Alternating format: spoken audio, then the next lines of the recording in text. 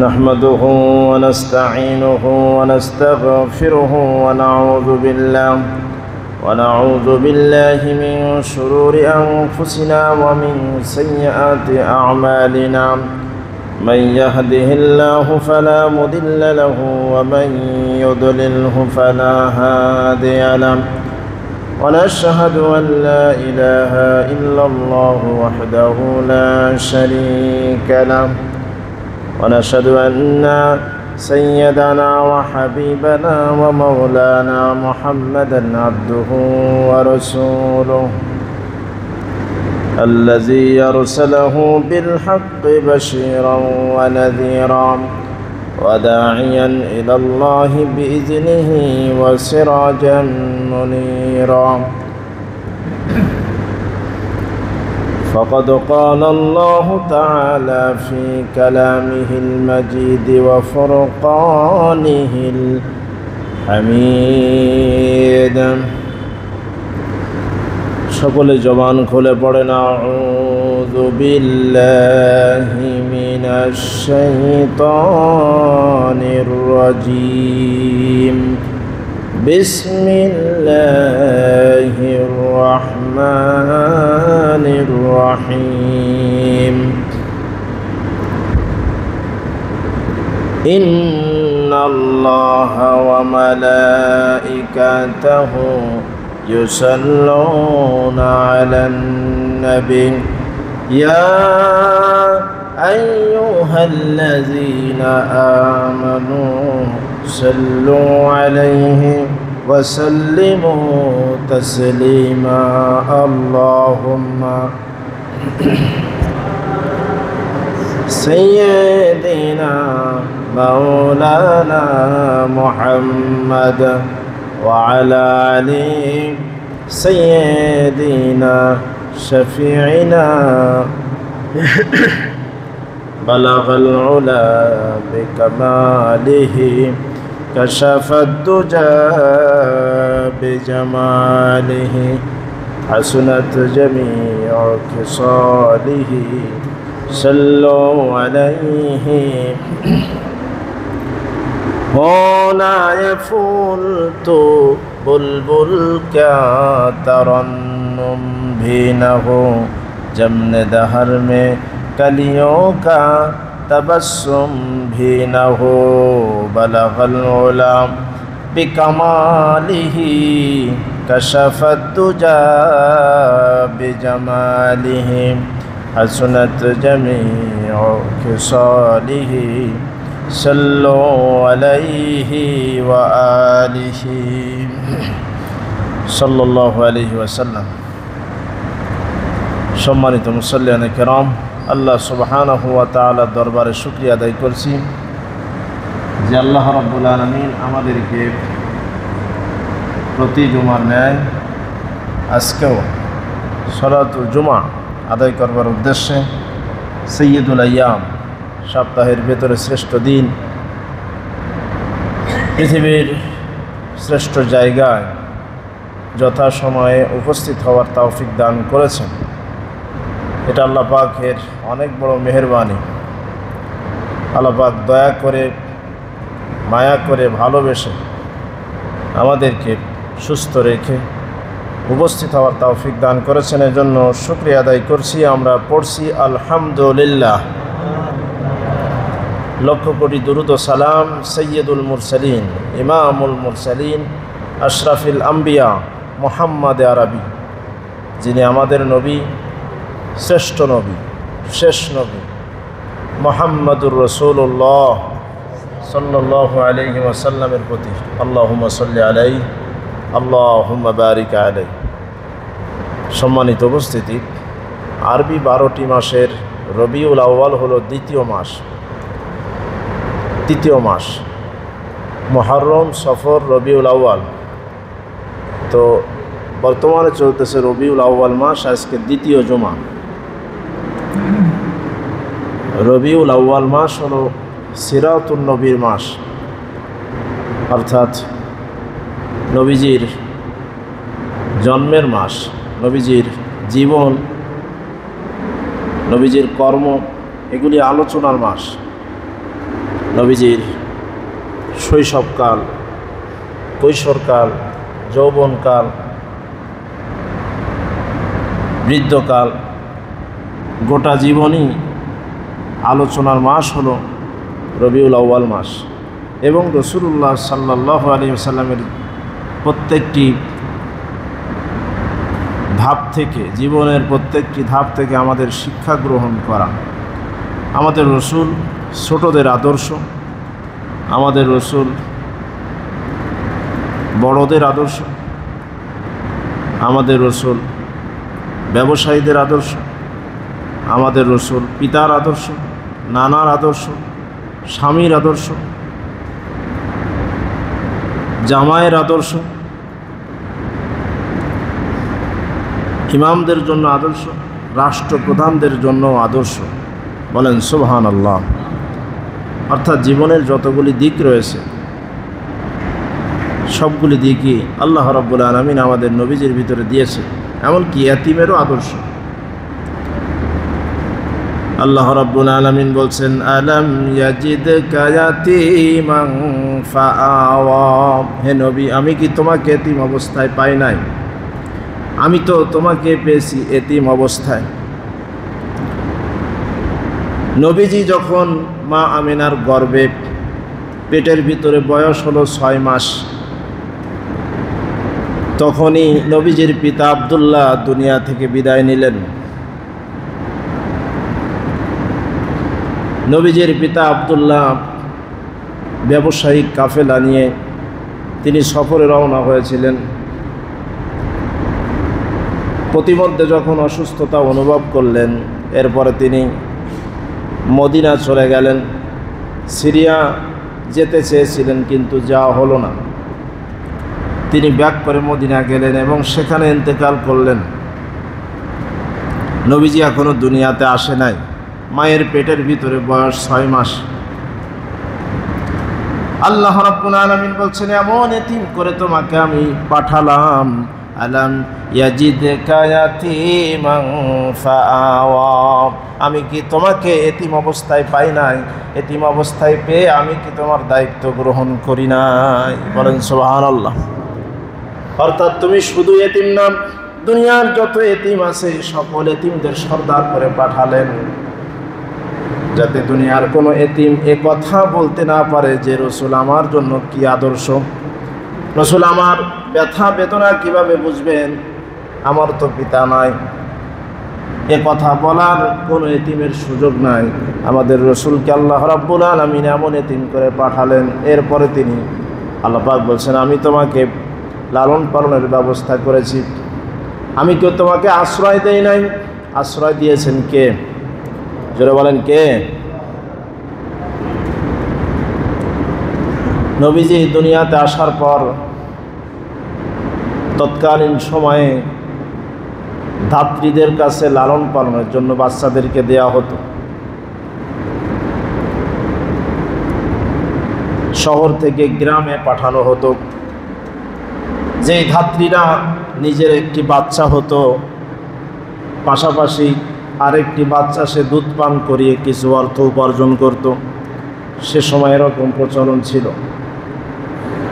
বিভিন্ন জায়গা থেকে বাচ্চা সংগ্রহ করে তারা নিজের সন্তানের পাশাপাশি আরেকজনের সন্তান লালন পালন করত। এর মাধ্যমে তারা অর্থ কড়ি পেত। সেই প্রচলন অনুসারে নবীজিকেও দুধ পান করানোর জন্য যিনি গ্রহণ করলেন তিনি হযরতে হালিমাতুস সাদিয়া, বনু সাদ গোত্রের, তায়েফ থেকে আগত, তায়েফের বাসিন্দা। নবীজির দাদা আব্দুল মুত্তালিব যখন বিভিন্ন জায়গা থেকে কাফেলা আসে, যেই মানুষগুলি ধনাঢ্য, যেই মানুষের সম্পদ বেশি, তার সন্তান নেওয়ার জন্য মানুষ আগ্রহী বেশি। মক্কাতে যারা ধনী ছিল তাদের সন্তান লালন পালন করলে বেশি টাকা কড়ি পাওয়া যাবে, ধন সম্পদ পাওয়া যাবে। এই জন্য ধনীদের সন্তান হওয়ার সাথে সাথে মানুষ নিয়ে যেত লালন পালন করার জন্য।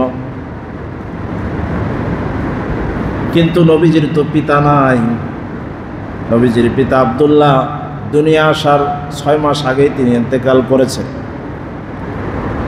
দাদার তত্ত্বাবধানে রয়েছেন। এই সন্তানকে নিলে তো বেশি টাকা কড়ি পাওয়া যাবে না, দিনার দিরহাম পাওয়া যাবে না।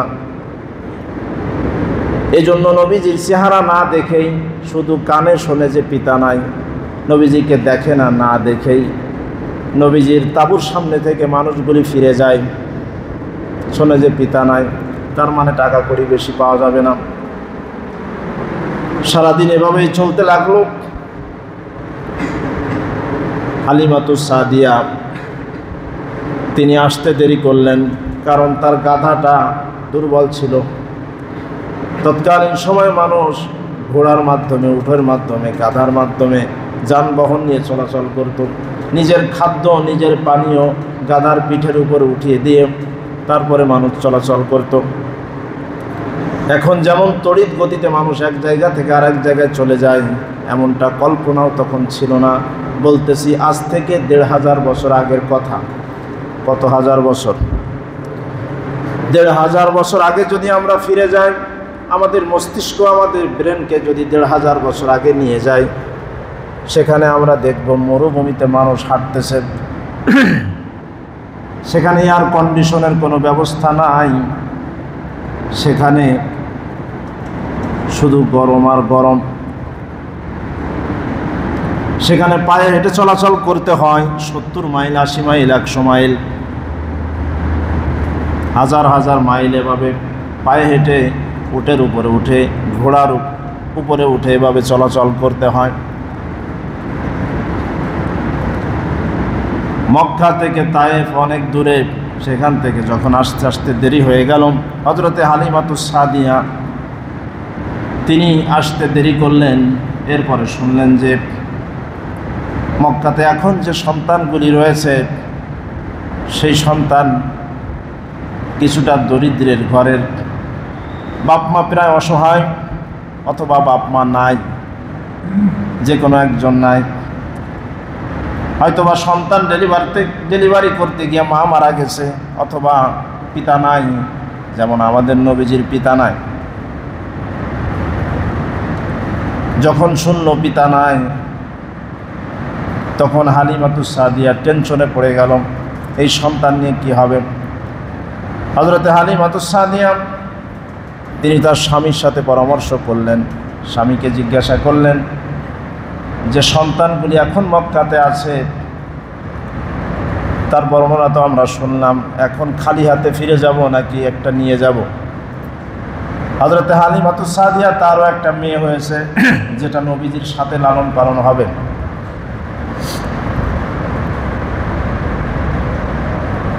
স্বামীর সাথে পরামর্শ করার পরে স্বামী বললেন, খালি হাতে ফিরে যাওয়ার চাইতে একটা নিয়ে চলো, এখনও নবীজিকে দেখে নাই।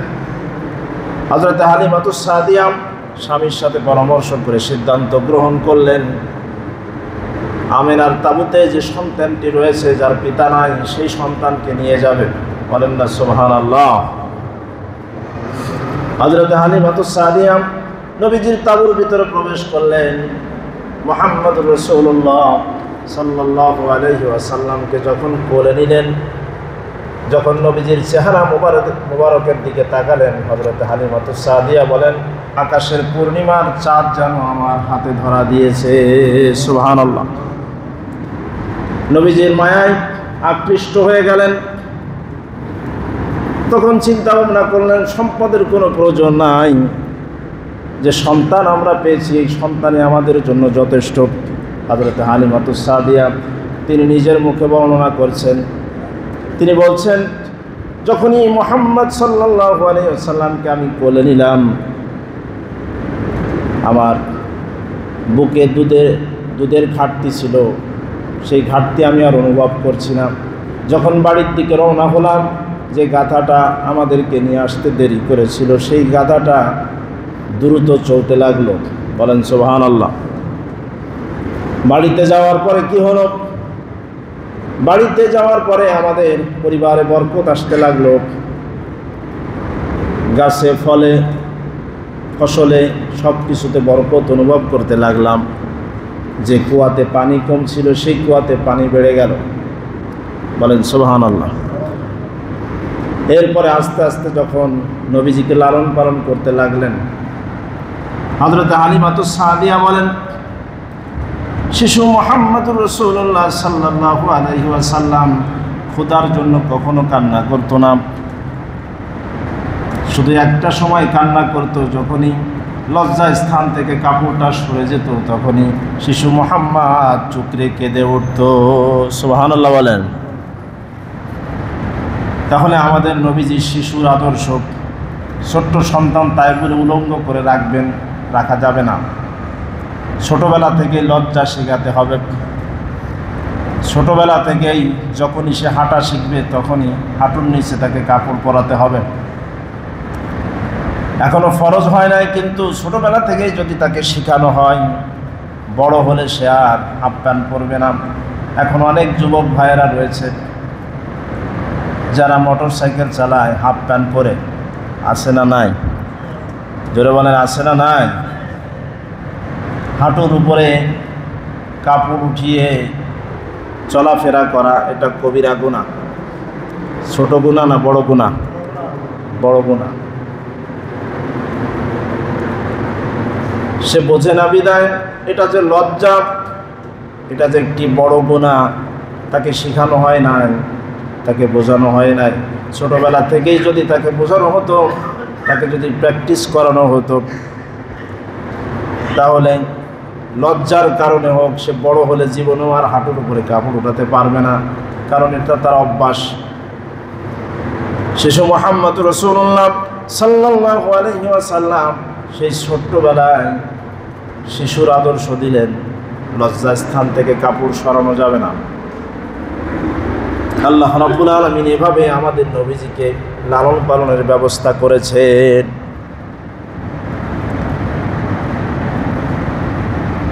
হযরত হালিমাতুস সাদিয়া 2 বছর দুধ পান করালেন, কারণ আল্লাহ রাব্বুল আলামিন কোরআন আল কারিমে দুধ পান করার সময়সীমা দিয়েছেন 2 বছর। কত বছর? 2 বছর। 2 বছর পরে সন্তানকে আবার ফেরত দিতে হবে। ফেরত দিতে আসলেন, কিন্তু মনে চায় না। নবীজির মায়ায় এত আকৃষ্ট হয়ে গেছেন হযরত হালিমাতুস সাদিয়া, পরের সন্তান তাকে তো ফেরত দিতে হবেই, উপায় নাই। তিনি আসলেন হযরত আমিনার কাছে, সন্তানকে বুঝিয়ে দিলেন। বুঝিয়ে দেওয়ার কিছুদিন পরে আবার এসে বিভিন্ন অজুহাত দেখিয়ে বললেন, মক্কার অবস্থা বেশি ভালো না, বিভিন্ন রোগ শোক ছড়িয়ে পড়ে কয়েকদিন পর পর, আবহাওয়া ভালো না, তায়েফের আবহাওয়া খুবই ভালো, আপনার সন্তান আমার কাছে আর কিছুদিন রাখতে দিন। আবার নিয়ে গেলেন, আবার দিয়ে গেলেন। এভাবে হযরতে আমিনা এবং হযরতে হালিমাতুস সাদিয়ার কাছে বড় হতে লাগলেন। বিশ্বনবী মুহাম্মদ রাসূলুল্লাহ সাল্লাল্লাহু আলাইহি ওয়াসাল্লাম তিনি সকলের আদর্শ, তিনি যুবকের আদর্শ। যুবক বয়সে তিনি ইনসাফ প্রতিষ্ঠা করার জন্য, মক্কায় ন্যায় প্রতিষ্ঠা করার জন্য তিনি হিলফুল ফুজুল নামক সংগঠন তিনি বানিয়েছিলেন। আমাদের যুবক ভাইরা যেই বয়সে বিভিন্ন নেশায় জড়িয়ে যায়, বিভিন্ন অপরাধে জড়িয়ে যায়, যুবক হলো জাতির মেরুদণ্ড, দেশের মেরুদণ্ড। যুবকরা যদি বিপদগামী হয়, দেশ বিপদগামী হবে। মক্কায় সেই যুবক বয়সে যখন মানুষ কিনা বেচা করে টাকা পয়সা দিতে চাইতো না, জোর যার মূল্য তার, দূর থেকে মানুষ আসতো কিনা বেচা করার জন্য, ব্যবসা করার জন্য। মক্কার যারা স্থানীয় ছিল তারা বিভিন্ন জিনিস ক্রয় করে টাকা দিত না, বলতো ব্যবসা করতে দিছি, এটাই তো বেশি। এরকম যখন জুলুম অত্যাচার বেড়ে গেল, নবীজি বললেন এভাবে তো চলতে দেয়া যায় না, এই অন্যায়ের বিরুদ্ধে কাউকে না কাউকে তো দাঁড়াতে হবে। নবীজি দাঁড়িয়ে গেলেন। সুবহানাল্লাহ বলেন। এজন্য যুবক ভাইদের আদর্শ হলেন বিশ্ব নবী মুহাম্মদুর রাসূলুল্লাহ, যিনি অন্যায়ের সাথে কখনো অন্যায়কে প্রশ্রয় দেননি। আল্লাহ রাব্বুল আলামিন সকলের জন্য আদর্শ বানিয়ে আমাদের নবীজিকে পাঠিয়ে বললেন, লাকাদ কানা লাকুম ফি রাসূলিল্লাহি উসওয়াতুন হাসানাহ। আল্লাহ পাক বললেন, অবশ্যই তোমাদের রাসূলের মধ্যে তোমাদের জন্য আদর্শ রয়েছে। তুমি যে হও না কেন, তুমি যাকে ফলো করবে, তুমি যাকে অনুসরণ করবে, সে হলো মুহাম্মাদুর রাসূলুল্লাহ সাল্লাল্লাহু আলাইহি ওয়াসাল্লাম। এভাবে যৌবনকাল তিনি অতিক্রম করতে লাগলেন, বয়স হতে লাগলো, 40-এর কাছাকাছি বয়স হয়ে গেলে তিনি অনুভব করতে লাগলেন মক্কার জমিনে যে অন্যায়, যেই জুলুম, মক্কার জমিনে যে অপরাধগুলি বেড়ে গেছে, মানুষ আর মানুষ নেই, অমানুষে দিন দিন পরিণত হয়ে যাচ্ছে। কন্যা সন্তান হলে জীবন্ত কবর দেয়, পুত্র সন্তান হলে বড্ড খুশি হয়। আল্লাহ পাক বলছেন, ওয়া ইযা বুশিরা আহাদুহুম বিল উনসা যাল্লা ওয়াজহুহু মুসওয়াদ্দান ওয়া হুয়া কাযীম। আল্লাহ পাক বলছেন, ওয়া ইযা বুশিরা, যখনই সুসংবাদ দেয়া হয় কন্যা সন্তানের, তখনই মুখটা কালো হয়ে যায়। যেই পিতা চিন্তা করেছিল, মনে করেছিল আমার একটা পুত্র সন্তান হবে, আমার বংশের প্রদীপ হবে, বংশ বৃদ্ধিতে সহায়তা করবে, যুদ্ধ বিগ্রহে আমার সাথে শরীক হবে, আমার ক্ষমতা শক্তিশালী করবে পুত্র সন্তান হয়ে, কিন্তু যখনই ডেলিভারির পরে পিতাকে সংবাদ দেওয়া হলো, আল্লাহ পাক বলছেন, ওয়াইদা বুশিরা, যখন সুসংবাদ দেওয়া হলো আহাদুহুম বিল উনসা, কোনো একটা কন্যা সন্তানের, তখনই তার চেহারাটা কালো হয়ে গেল। নাউজুবিল্লাহ বলেন। সে তখন চিন্তা করেন, কন্যা সন্তান জন্ম হয়ে আমার এই অপমান আমি কিভাবে সহ্য করি। কন্যা সন্তান জন্ম হওয়া কেউ অপমান বোধ করত। এখনো যদি আমাদের কন্যা সন্তান হওয়ার পরে যদি নিজের ভিতরে অপরাধবোধ হয়, লজ্জাবোধ হয়, তাহলে মক্কার আজ থেকে ১৫০০ বছর আগে যে জাহেলি মানুষগুলো ছিল তাদের সাথে আর আমাদের সাথে কোনো পার্থক্য থাকলো? আল্লাহ রাব্বুল আলামিন বলছেন, ইয়াহাবু লিমান ইয়াশাউ ইনাসান ওয়া ইয়াহাবু লিমান ইয়াশাউ যুকুর। আল্লাহ পাক বলছেন, আমি যাকে ইচ্ছা কন্যা সন্তান দিই, যাকে ইচ্ছা পুত্র সন্তান দেই, যাকে ইচ্ছা উভয় দেই, যাকে ইচ্ছা কিছুই দেই না। ইচ্ছাটা কার? জোরে বলেন, কার? আল্লাহ রাব্বুল আলামিন আমাদেরকে সন্তান দান করেন, এজন্য সন্তান চাইতে হবে আল্লাহর কাছে। আর সন্তান যাই হোক না কেন শুকরিয়া আদায় করতে হবে, পড়তে হবে আলহামদুলিল্লাহি রাব্বিল আলামিন। আল্লাহ পাক যেটা যার কপালে রেখেছেন সেটাই সাদরে গ্রহণ করতে হবে। কোরআন আল কারীমে মহিলাদের নামে আল্লাহ পাক সূরা নাজিল করেছেন সূরা নিসা, আর একজন নারীর নামে সূরা নাজিল করেছেন সূরা মারিয়াম। সূরা মারিয়াম, মারিয়াম আলাইহিস সালামের মা, তিনি কিন্তু মানত করেছিলেন। তিনি মানত করেছিলেন, আমার গর্ভে যেটা আছে, সে সময় তো আর আল্ট্রাসাউন্ডের ব্যাপার কোনো ছিল না, পেটের ভিতরে কি আছে না আছে দেখার কোনো সুযোগ ছিল না। তিনি আল্লাহর কাছে পুত্র সন্তানের জন্য দোয়া করছেন, ইনডাইরেক্ট আল্লাহর কাছে বলছেন, আল্লাহ আমার পেটে যেটা আছে এটা আমি বাইতুল মুকাদ্দাসের জন্য মানত করলাম। তার মানে তিনি চিন্তা করেছিলেন মসজিদে তো আর মেয়েদেরকে মানত করা যায় না, মসজিদের খাদেম তো আর মেয়েরা হতে পারে না, পুরুষ হয়। তিনি আল্লাহর কাছে পুরুষ সন্তান না চেয়ে বলতেছেন, আমি আমার পেটে যেটা বহন করছি আল্লাহ, আমি এইটাকে বাইতুল মুকাদ্দাসের জন্য মানত করলাম। তার মানে পুত্র দাও, কি দাও? আল্লাহ রাব্বুল আলামিন মারিয়াম আলাইহিস সালামের গর্ভে সন্তান দিলেন। যখন তিনি ডেলিভারি করলেন তখন দেখলেন এটা কন্যা সন্তান। কি সন্তান? মারিয়াম আলাইহিস সালাম বলছেন, আল্লাহ চাইলাম কি আর দিলা কি। আল্লাহ রাব্বুল আলামিন কোরআন আল কারীমে সেই ঘটনা বলেছেন। মারিয়াম আলাইহিস সালাম হলেন ঈসা আলাইহিস সালামের মা। ঈসা আলাইহিস সালামের মা। আল্লাহ পাক কোরআন আল কারীমে বলছেন, এমন সন্তান তোমাকে আমি দান করেছি যে সন্তান হাজার হাজার পুরুষের চাইতে উত্তম। বলেন না সুবহানাল্লাহ। অর্থাৎ কন্যা সন্তান হলেই যে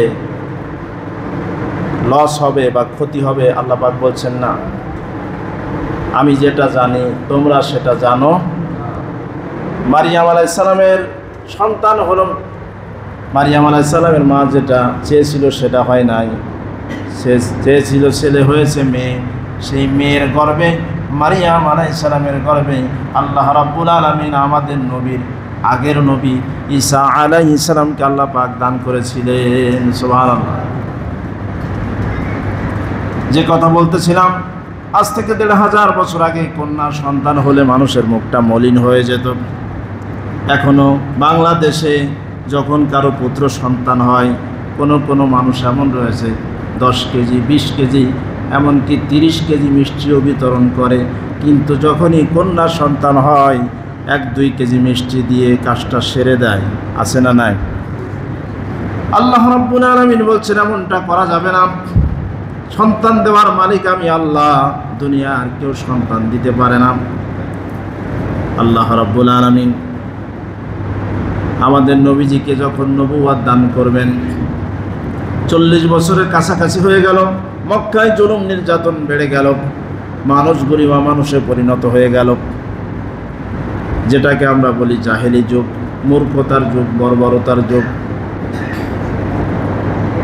মানুষের পেশাই ছিল হলো ডাকাতি করা, লুটতরাজ করা।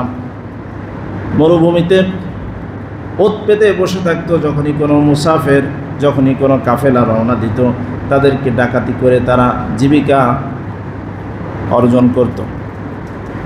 সেই যুগে, জাহেলি যুগে অন্ধকার মানুষগুলিকে আলোকিত করার জন্য আল্লাহ রাব্বুল আলামিন আমাদের নবীজির উপরে ওহী পাঠাতে লাগলেন।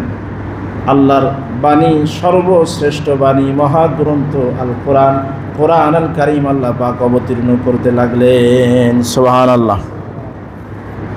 আল্লাহ রাব্বুল আলামিন বলছেন, এমন কিতাব আমি নাজিল করছি, ফামান তাবিআ হুদায়া ফালা খাউফুন আলাইহিম ওয়ালা হুম ইয়াহজানুন।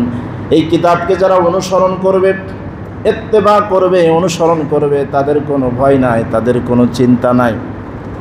আল্লাহ পাক বলছেন, কিতাবুন আনজালনাহু ইলাইকা লিতুখরিজান নাসা মিনাজ যুলুমাতি ইলান নূর। এই কিতাব আমি এজন্য নাজিল করেছি যাতে করে অন্ধকার সমূহ থেকে মানুষগুলিকে বের করে একটি আলোর দিকে আনতে পারি, তুমি যাতে আনতে পারো। অর্থাৎ জাহেলি মানুষগুলিকে, জাহান্নামী মানুষগুলিকে যাতে জান্নাতি বানাতে পারো, সেজন্য আমি আল্লাহ রাব্বুল আলামিন তোমার উপর কোরআন আল কারীম নাজিল করছি। সুবহানাল্লাহ বলেন। আল্লাহ রাব্বুল আলামিনের হাবিব যখন 39 বছর 6 মাস বয়স হয়ে গেল, 40 বছরের কাছাকাছি সময়টা, তখনই নবীজি একটু একাকিত্ব পছন্দ করতে লাগলেন। মক্কার মানুষের যে আচার আচরণ, সেগুলি তিনি আর পছন্দ করতে পারছেন না।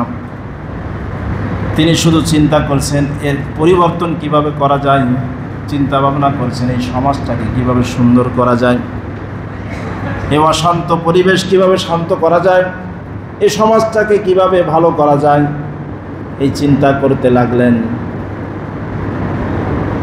একাকিত্বের একটি জায়গা তিনি বেছে নিলেন, সেটা হলো হেরা গুহা।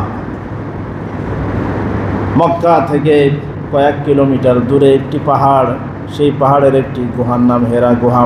হাজী সাহেবেরা যেখানে যায় এই জায়গাটা পছন্দ করার পর সে সময় তো শুকনা খাবার ছিল, খেজুর ছিল, ইত্যাদি ইত্যাদি খাবার নিয়ে 3-4 দিন কয়েকদিনের খাবার নিয়ে তিনি নবীজি চলে যেতেন।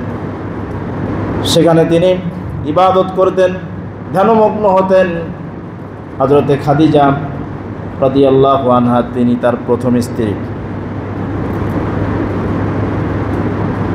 আল্লাহ রাব্বুল আলামিনের হাবিবের কাছে হযরতে খাদিজা রাদিয়াল্লাহু আনহা তিনি খাবার পৌঁছিয়ে দিতেন মাঝে মাঝে।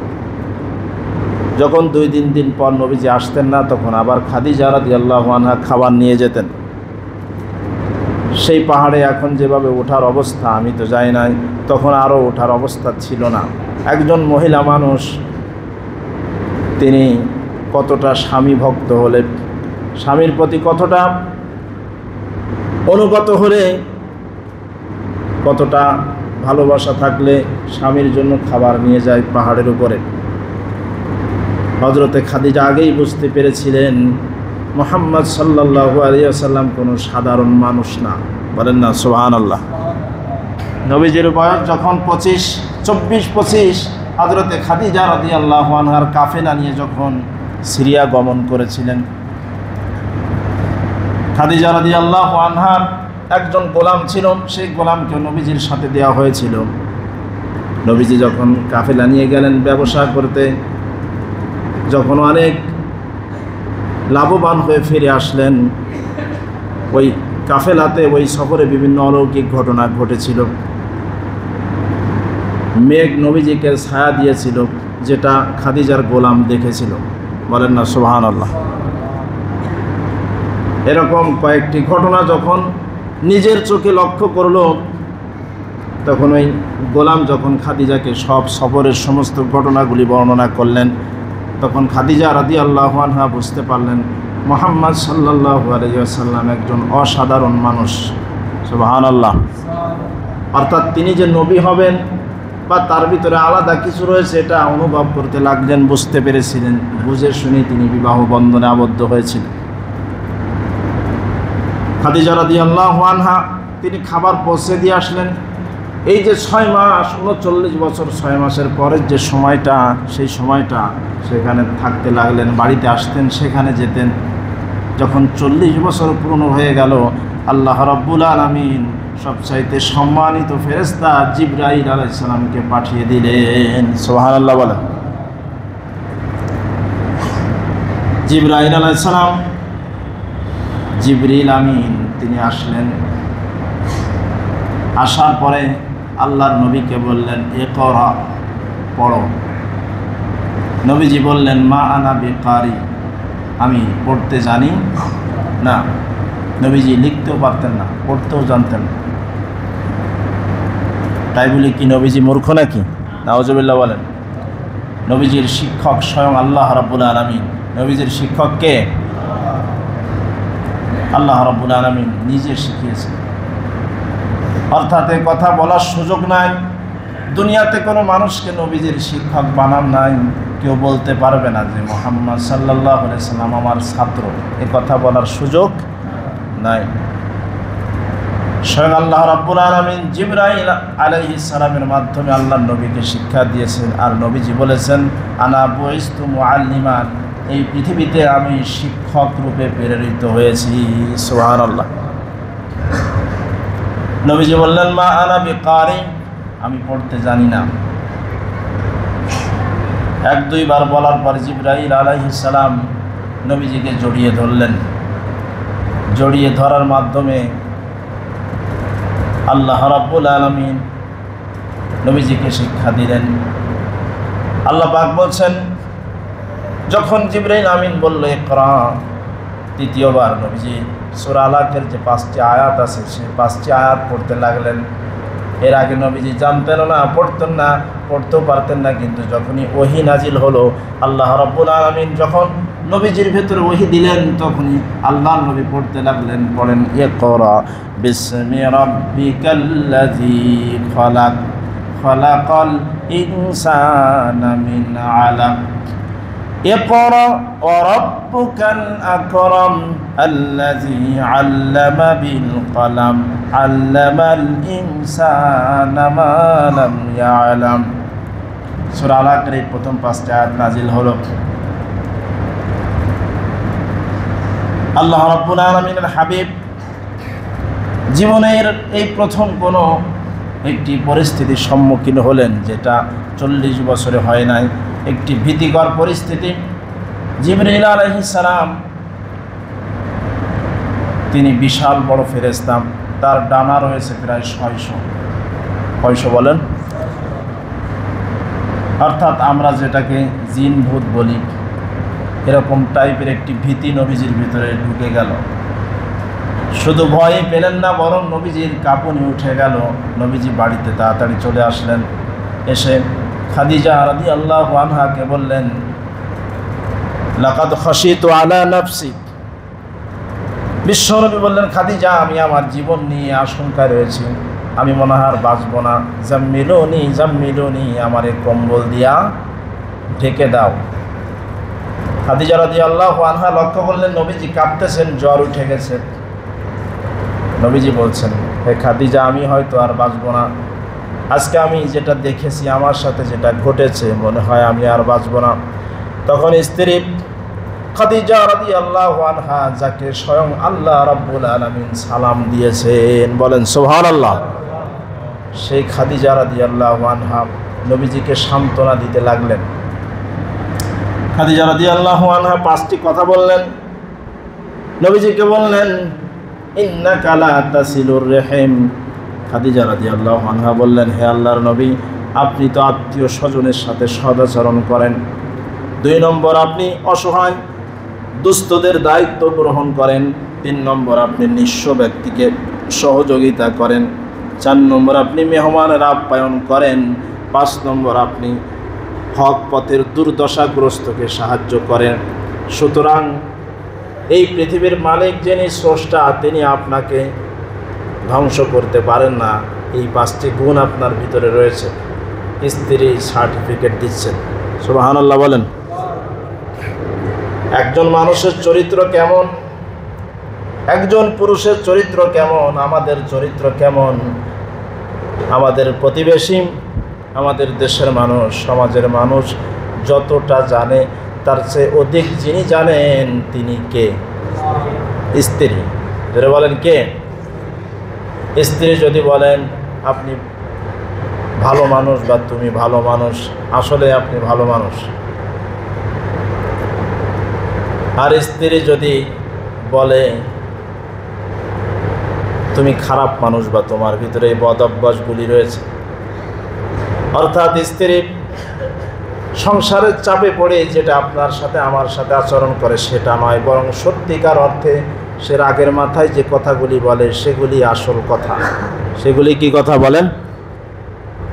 স্বাভাবিক সময়ে সে মানিয়ে নিতে চায়, সন্তানের দিকে তাকিয়ে, পরিবারের দিকে তাকিয়ে। যখন আমরা আমাদের স্ত্রীদেরকে কষ্ট দেই বা খোঁচা দেই বা রাগান্বিত করি, তার ভাইকে নিয়ে কোনো গালিগালাজ করেছি, অথবা তার পিতাকে মাতাকে নিয়ে আপনি কোনো খারাপ কথা বলেছেন, এটা তার কাছে সবচাইতে কষ্ট নিও। সেই কষ্ট অনুভব করার পরে যেই কথাগুলি আপনাকে বলবে, সেই কথাগুলি হলো আসল কথা। যে দোষগুলি আপনার ধরবে, যে দোষগুলি আমাদের ধরবে রাগের মাথায়, সেগুলি হলো আসল কথা। এরপরে আবার যখন স্বাভাবিক হবে তখন বলবে বলেছিলাম, বলতে চাই নাই, বিষয়টা তখন সে মানিয়ে নিতে চাচ্ছে। অর্থাৎ এখনের কথা সঠিক না, সঠিক হলো রাগের মাথায় যেটা বলেছিল। তো আমাদের কাছের মানুষ, সবচাইতে কাছের মানুষ থাকে স্ত্রী, এরপরে হলো ড্রাইভার। ড্রাইভারের থেকেও কাছের মানুষ হলো স্ত্রী। স্ত্রী যদি বলে আপনি পীর সাহেব, আসলে আপনি পীর সাহেব। বাংলাদেশে যত পীর রয়েছে তাদের স্ত্রীরা তাদের কাছে মুরিদ হয়েছে কিনা আমরা জানি না। যদি তাদের স্ত্রীরাও মুরিদ হয়, পীর বলে আসলেই মানে, তাহলে সে আসলেই পীর। আমরা যতই বলি উস্তাদ, যতই বলি শায়েখ, যতই বলি ভালো মানুষ, কিন্তু একজন মানুষের চরিত্রের সার্টিফিকেট দিতে পারে সমাজের চেয়ারম্যান মেম্বার না, স্ত্রীর স্বামীর প্রকৃত চরিত্রের সার্টিফিকেট দিতে পারে কে? স্ত্রী। বিশ্বনবী মুহাম্মদ রাসূলুল্লাহ সাল্লাল্লাহু আলাইহি সাল্লামের প্রিয়তমা স্ত্রী তিনি নবীজির ব্যাপারে বলছেন, আপনি তো মেহমানদের আপ্যায়ন করেন। আমাদের স্ত্রীরা দেখা যায়, স্বামী যদি তার ভাইদেরকে বোনদেরকে কোনো কিছু করে, উপকার করে, স্ত্রী খেপে যায়, স্বামীর পরিবার লোকদেরকে ভালো কিছু করুক এটা চায় না। অথচ বিশ্বনবী মুহাম্মদ রাসূলুল্লাহ সাল্লাল্লাহু আলাইহি ওয়াসাল্লাম বলছেন, যে নারী তার স্বামীর দীর্ঘায়ু চায়, দীর্ঘদিন বাঁচুক, সুস্থ থাকুক, তাহলে সে যেন তার মেহমানের খোঁজখবর নেয়, আত্মীয় স্বজনের খোঁজখবর নেয়। বলেন না সুবহানাল্লাহ। অর্থাৎ স্বামী দীর্ঘদিন বাঁচুক, এটা যারা চায় তাদের উচিত হবে স্বামী যাতে তার ভাই বোনদেরকে সহযোগিতা করে, সাহায্য করে, আত্মীয়দেরকে খোঁজখবর নেয়, তাহলেই সে দীর্ঘায়ু হবে, বরকত হবে। আল্লাহর নবী সেটা বলেছেন। তো এভাবে নবীজি কম্বল গায়ে দিয়ে শুয়ে থাকলেন। তারপরে কি হলো আমরা আগামী জুমাতে শুনবো, বলেন ইনশাআল্লাহ। আল্লাহ রাব্বুল আলামিনের হাবিব আমাদের সকলের আদর্শ। তিনি মসজিদে ইমামতি করেছেন, নামাজ পড়িয়েছেন, তিনি যুদ্ধের সেনাপতি হয়েছেন, 27টি যুদ্ধে তিনি নেতৃত্ব দিয়েছেন, তিনি রাষ্ট্র পরিচালনা করেছেন। আপনি রাষ্ট্র কিভাবে চালাবেন সেই আদর্শ আমাদের সামনে হলেন মুহাম্মাদুর রাসূলুল্লাহ। সকলের তিনি আদর্শ। নবীজির থেকে আমাদেরকে আদর্শ গ্রহণ করার তৌফিক আল্লাহ পাক আমাদেরকে দান করুন, বলেন আমিন।